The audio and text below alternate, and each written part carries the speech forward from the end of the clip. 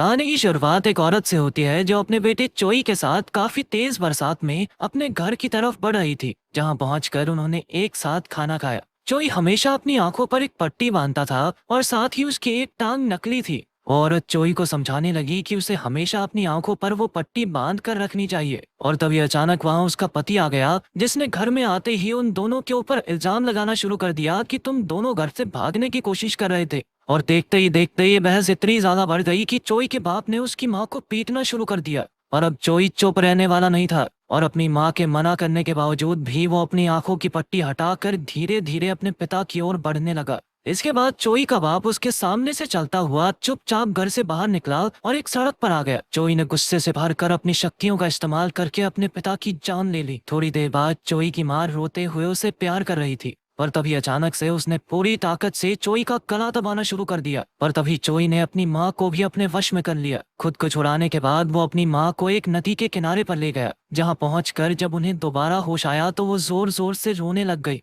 असल में चोई की आंखों में एक खास ताकत थी, जिसकी वजह से वो सिर्फ किसी को देखकर ही अपने वश में कर सकता था। कई सालों बाद चोई बड़ा तो हो गया, पर अब उसे दुनिया में किसी से प्यार नहीं था और वो अपना ज्यादातर समय अकेले ही बिताता था। उसे जिंदगी में कुछ करने की टेंशन नहीं थी। वो बड़ी ही आसानी से अपनी शक्तियों की मदद से पैसे चोरी करता और फिर उन्हीं पैसों का इस्तेमाल करके वो दुनिया के अलग अलग बढ़िया होटलों में रुकता। उधर इमकबान नाम का एक लड़का कबाड़ खाने में काम करता था, जहाँ उसके सबसे खास दोस्त थे अली और बोबा। और अपना काम खत्म करने के बाद इमकबान अपने इन्हीं दो दोस्तों के साथ अपना जन्मदिन मनाने के लिए बाहर गया। पर वहां से वापस आते वक्त जैसे ही वो गाड़ी से उतरा तो एक तेज रफ्तार से आ रही गाड़ी ने उसे टक्कर मार दी, जिसके बाद उसे हॉस्पिटल में दाखिल करवाया गया। लेकिन अगले ही दिन इमकबान काफी तेजी से ठीक होने लग गया। लेकिन तभी उसे अपने दोस्तों से खबर मिली कि उसे नौकरी से निकाल दिया गया है, जिसे सुनते ही वो अपने लिए एक नई नौकरी ढूंढने में लग गया। और कई दिनों तक नौकरी ढूंढने के बाद उसे यूटोपिया नाम की एक दुकान के बारे में पता चला। असल में ये दुकान जोंगसिक नाम के एक आदमी की थी, जिसे वो अपनी बेटी यांगोंग के साथ मिलकर चलाता था।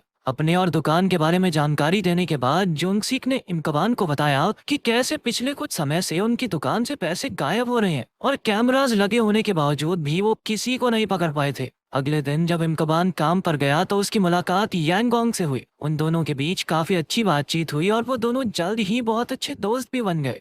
उसी दिन अली और बोबा भी इमकबान से मिलने के लिए दुकान में आए, जिसके बाद वो सभी साथ बैठकर बातें कर ही रहे थे कि तभी अचानक से चोई वहां आ गया और उसने तुरंत ही सभी लोगों को अपने वश में कर लिया। अब उसकी शक्तियां बचपन के मुकाबले काफी ज्यादा बढ़ चुकी थी और अब वो एक साथ कई सारे लोगों को अपने वश में कर सकता था। इसके बाद उसने बॉस को तिजोरी से पैसे निकालने के लिए भेज दिया, पर तभी इमकबान को कुछ अजीब सा महसूस होने लग गया और तभी उसे एहसास हुआ कि वो अपने शरीर को हिला ही नहीं पा रहा। पर फिर भी उसने पूरी कोशिश करके खुद पर काबू पा ही लिया और अब इमकबान के ऊपर चोई की शक्तियों का कोई असर नहीं था। और अपनी आंखों से ये चीज पहली बार होते देखकर चोई पूरी तरह हैरान रह गया। पर फिर उसने इमकबान को रोकने के लिए अली और बोबा का इस्तेमाल किया, जिसके बाद उसने यांगोंग का इस्तेमाल करके उसकी पीठ में चाकू मरवा दिया। इमकबान ने फिर भी चोई का मुकाबला करने की कोशिश की, पर अंत में चोई ने उसके ही बॉस से उसे बिजली के झटके लगवा दिए। इस हादसे के तुरंत बाद इमकबान और उसके बॉस को हॉस्पिटल ले जाया गया, जहां इमकबान तो जिंदा बच गया पर उसके बॉस की वही मौके पर मौत हो गई।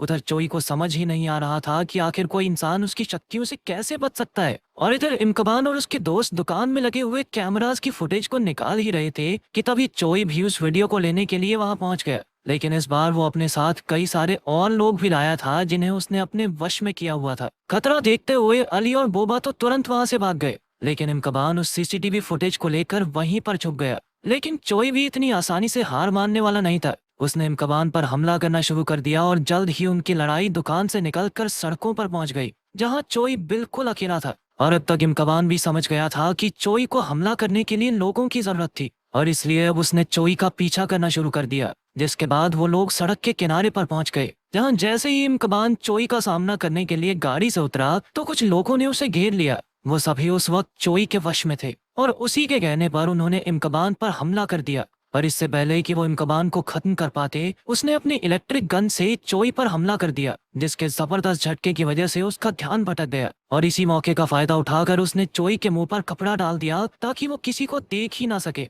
इसके बाद वो चोई को लेकर पुलिस स्टेशन पहुंचा, जहां पुलिस वालों ने उसकी बात पर भरोसा ही नहीं किया और उल्टा वो तो इमकबान को इन नशेड़ी कह के बुलाने लगे। इमकबान के बहुत मना करने के बावजूद भी उन्होंने चोई के मुंह से कपड़ा हटा दिया। जिसके हटते ही सभी पुलिस वाले उसके वश में आ गए। चोई ने सभी पुलिस वालों से इमकबान पर हमला करवा दिया, लेकिन फिर भी वो पुलिस स्टेशन से किसी तरह बचकर भाग निकला। इसके बाद इमकबान सीधा रेलवे स्टेशन पहुंचा, पर चोई अभी भी उसका पीछा कर रहा था। और जैसे ही इमकबान उस पर हमला करने के लिए आगे बढ़ा, तो चोई ने वहां मौजूद सभी लोगों को अपने वश में करके उसे वहीं रोक दिया। और अपनी इसी कोशिश में चोई ने एक औरत को अपने वश में करके उसके हाथ में मौजूद बच्चा रेलवे ट्रैक की तरफ फेंकवा दिया। एक ट्रेन काफी तेज रफ्तार से उस बच्चे की ओर बढ़ रही थी। यह देखते ही इमकबान उस बच्चे को बचाने के लिए ट्रेन के सामने कूद गया, जिस वजह से उसे काफी ज्यादा चोट आई। और उसकी ये हालत देखकर चोई उसे वहीं रेलवे स्टेशन पर मरने के लिए छोड़कर अपने होटल के लिए निकल गया। जहां पहुंचकर उसने देखा कि उसका कमरा पुलिस वालों से भरा हुआ था, पर उसने हर बार की तरह अपनी शक्तियों का इस्तेमाल करके सभी पुलिस वालों को अपने वश में कर लिया। जिसके बाद उसने उन सबके दिमाग से खिलवाड़ करके एक दूसरे को ही गोली मरवा दी। वहीं दूसरी ओर हमने देखा कि इमकबान इतनी ज्यादा चोट लगने के बावजूद भी काफी जल्दी ठीक हो गया था। असल में उसके पास हीलिंग पावर थी, एक ऐसी खास शक्ति जिसकी मदद से उसका शरीर खुद ब खुद तेजी से ठीक हो सकता था। पर अब इमकबान समझ गया था कि चोई अपने फायदे के लिए बिना सोचे हजारों लोगों की भी जान ले सकता है, और इसलिए उसने सोच लिया कि उसे चोई को खत्म करना ही होगा। इस काम के लिए उसने अली और बोबा को भी अपने साथ प्लान में शामिल कर लिया, जो अपने दोस्त की बात पर भरोसा करके तुरंत ही तैयार भी हो गए। अब प्लान के मुताबिक अली ने एक खास वैन तैयार की, जिसमें उसने एक फ्लेयर गन भी लगाई थी, जिसकी मदद से वो चोई को कुछ वक्त के लिए अंधा कर सकते थे। उधर पुलिस का ध्यान धीरे धीरे चोई की तरफ बढ़ता जा रहा था, पर जैसे ही वो पूछताछ के लिए चोई की माँ के घर पहुंचे, तो उसने तुरंत ही सभी को खत्म कर दिया। जिसके बाद वो अपनी माँ को भी मारने के लिए गया,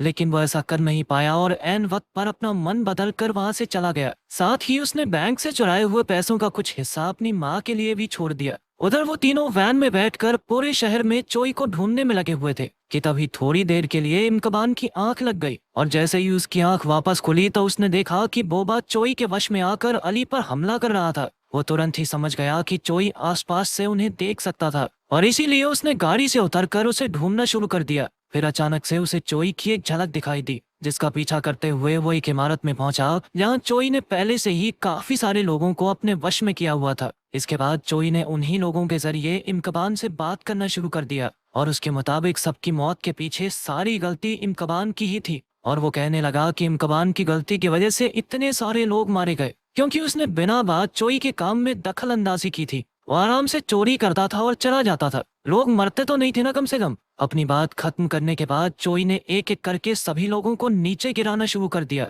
जिसे रोकने के लिए इमकबान चाहकर भी कुछ नहीं कर सकता था। उस इमारत से बाहर निकलते ही अली और बोबा ने अपनी फ्लेयर गन से चोई पर हमला तो किया, पर इसका कोई खास फायदा नहीं हुआ, और उसने उन दोनों को भी अपने वश में कर लिया। अपने प्लान के फेल होने के बाद इमकबान काफी देर तक अपने दोस्तों को ढूंढता रहा, और उनका कोई सुराग न मिलने पर वो वापस दुकान पर आ गया, जहां पहुंचते ही उसे एक और बड़ा झटका लगा। असल में चोई ने अली और बोबा को रस्सी के फंदों से लटकाया हुआ था, और जैसे ही वो उन्हें बचाने के लिए आगे बढ़ा तो चोई ने उसे भी बेहोश कर दिया, और जैसे ही उसकी आंख खुली तो वो भी अपने दोस्तों की तरह फंदे से बंधा हुआ था। इसके तुरंत बाद चोई उन तीनों को मरने के लिए छोड़कर वहां से चला गया, पर तभी किस्मत से इमकबान की नजर ऊपर पड़े हुए एक चाकू पर चली गई, जिसका इस्तेमाल उसने अपनी रस्सी काटने के लिए किया। पर लाख कोशिशों के बाद भी वो अपने दोस्तों को नहीं बचा पाया। उधर दुकान से निकलते ही चोई की नजर यांगोंग पर पड़ी, और उसने उसे भी अपने वश में करके गाड़ी में बैठा लिया। पर इमकबान ने उसे गाड़ी में बैठते हुए देख लिया था, और वो जानता था कि चोई उसे भी जान से मारने वाला है,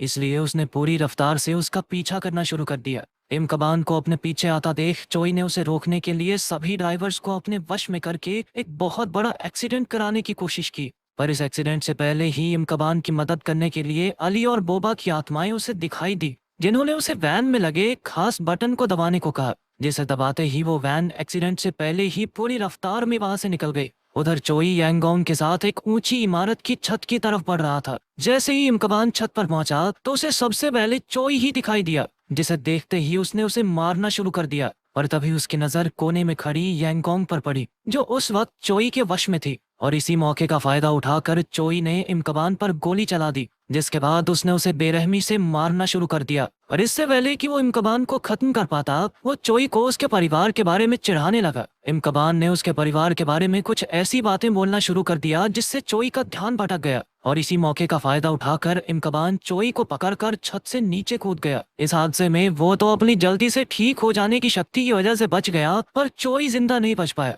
कुछ सालों बाद इमकबान एक व्हील चेयर के सहारे रेलवे स्टेशन से जा रहा था, जहां उसकी मुलाकात यांगोंग से हुई, जो अब एक एयर होस्टेस बन चुकी थी। पर तभी वहां कुछ लोगों ने देखा कि एक बच्चा रेलवे की पटरी पर गिर गया था, पर कोई भी उसे बचाने के लिए आगे नहीं बढ़ रहा था। और तभी सनसनाती हुई रफ्तार में एक ट्रेन वहां से गुजर गई। सभी लोग ये देखकर बहुत ज्यादा उदास हो गए, पर ट्रेन के गुजरने के बाद सबने देखा कि इमकबान ने उस बच्चे को बचा लिया था। अगर वीडियो पसंद आई तो लाइक कर देना, चैनल को सब्सक्राइब कर देना। मिलते हैं अगली वीडियो में।